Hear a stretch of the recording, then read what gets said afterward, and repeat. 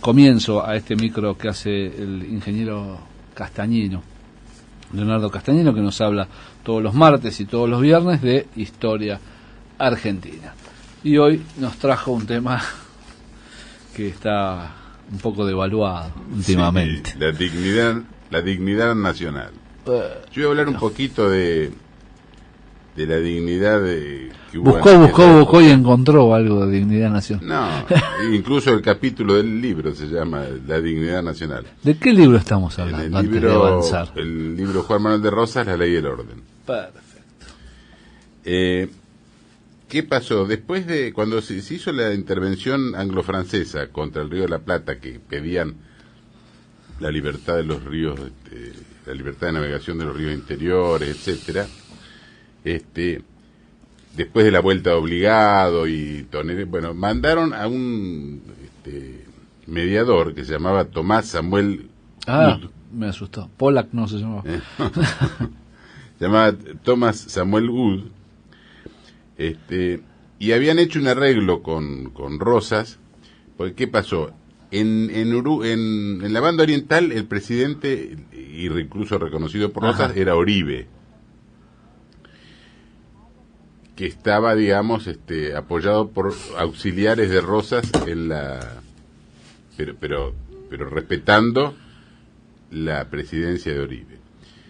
O sea que era la Confederación y de la banda oriental eran aliados, digamos, y estaban en contra de la intervención anglo-francesa. Cuando viene Tomás Wood, hizo un arreglo entre Rosas, Oribe, y habían reconocido, había varias cláusulas, que una era, por ejemplo, que la Confederación tenía absoluto derecho y soberanía sobre el río Paraguay, sobre el río Paraná.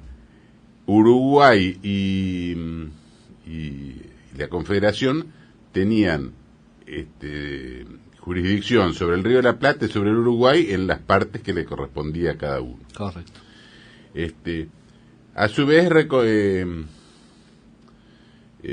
otra de las cláusulas era, por ejemplo, que tenía que devolverle ciertos prejuicios que le había causado, y además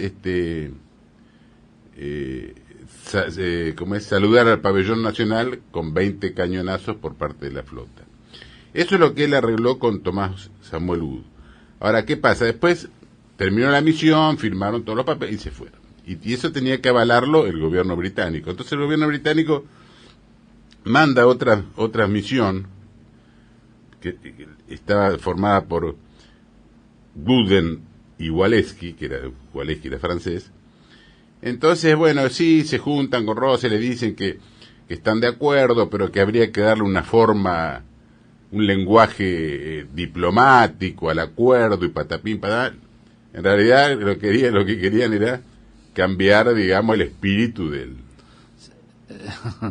escrito de lo que habían firmado. Entonces no llegan a ningún acuerdo.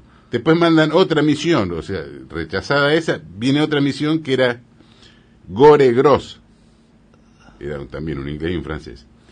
Y lo mismo, tratan, digamos, de llevar agua para su mujer. Claro, incluso hasta meter púa, ¿viste? Se tratan de hacer un arreglo con Oribe por un lado y con Rosas por el otro, y ninguno de los dos aceptaba, quería que se haga en conjunto, etcétera. O sea que no llegan a nada con eso. Entonces, ¿qué pasó? Inglaterra manda a un nuevo agente consular, ya no mediador, un nuevo agente consular, y lo mandan incluso para que le apruebe el exequatur, se dice técnicamente, pero vendría a ser como un diploma para poder actuar como agente consular. Exactamente, le daba la patente para la patente, era la patente, sí, esa es la palabra. Bueno, desembarca y le pide a Arana, o a Rosas a través de Felipe Arana, le pide que le autorice esa patente. Entonces, Rosas no estaba de acuerdo, porque Rosas, que decía, que no se había cumplido ninguno de las cláusulas que se había pactado en el acuerdo con Hood, y que además de eso no estaba de acuerdo con que quieran tratar por un lado con Oribe y con él por otro lado. Entonces le hace contestar a Felipe Arana, le hace contestar con la siguiente carta. Dice: el infrascripto, esta la escribe Arana, ¿no? El infrascripto ha puesto en conocimiento del excelentísimo señor gobernador la nota de usted, fecha del 6 de corriente. Impuesta de ella, el excelentísimo señor gobernador ha ordenado al infrascripto contestar a usted lo siguiente. Grato habría sido al gobierno de la Confederación conceder el exequatur de la patente que acredita a usted en el carácter de cónsul de Su Majestad Británica en la República, pero siente que la situación actual de esta, con relación al gobierno de Su Majestad Británica, no le permite llenar sus deseos, teniendo como tiene que atender primordialmente a las exigencias de la dignidad nacional. Usted sabe que las diferencias entre las repúblicas de Plata, la Inglaterra y la Francia, provenientes de la injusta intervención anglo-francesa, se hallan aún subsistentes sin haberse dado aquellas satisfacciones y reparaciones por las inferidas ofensas que les ha inferido. El infrascripto, al devolver a usted la patente, se place en asegurarle que la enunciada resolución del gobierno en nada afecta a la apreciable persona de usted, porque ella solo es la consecuencia natural de la situación expresada.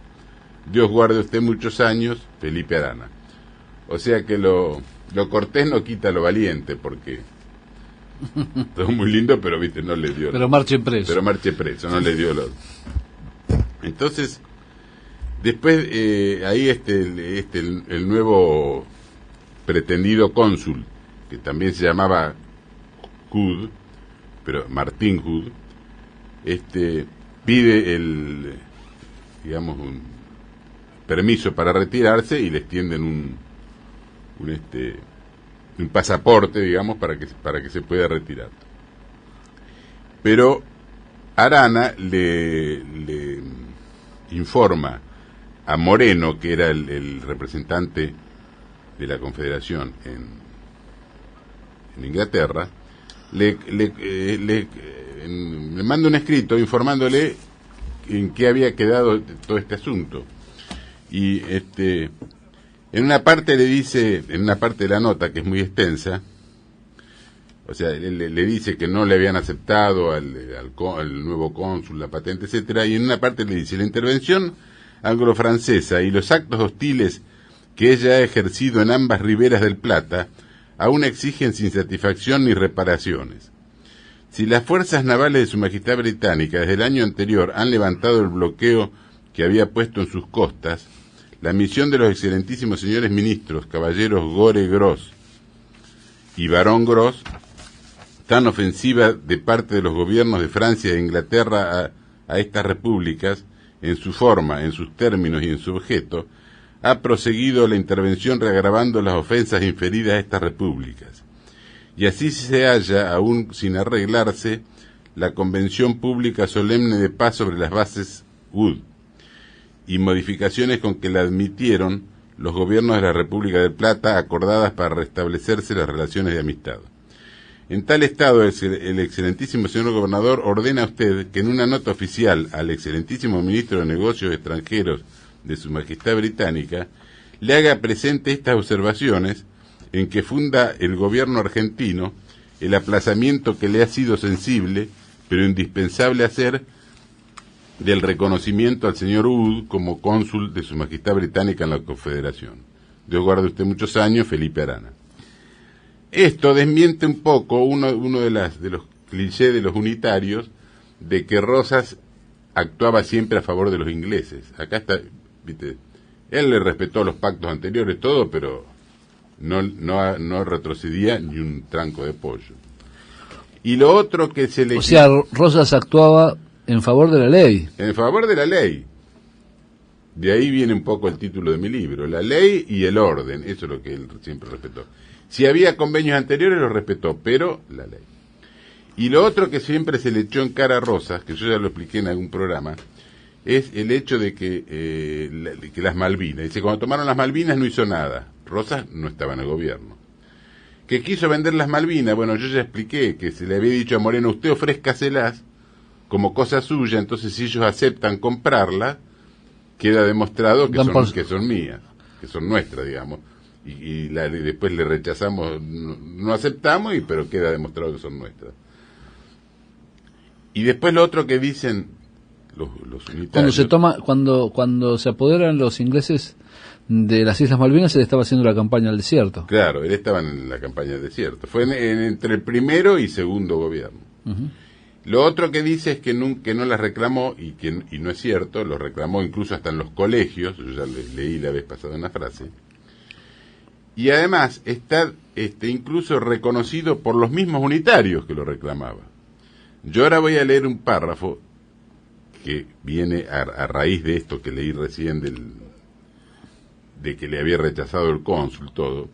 Entonces, un unitario que se llamaba Lamas, desde Herrera y Oves, que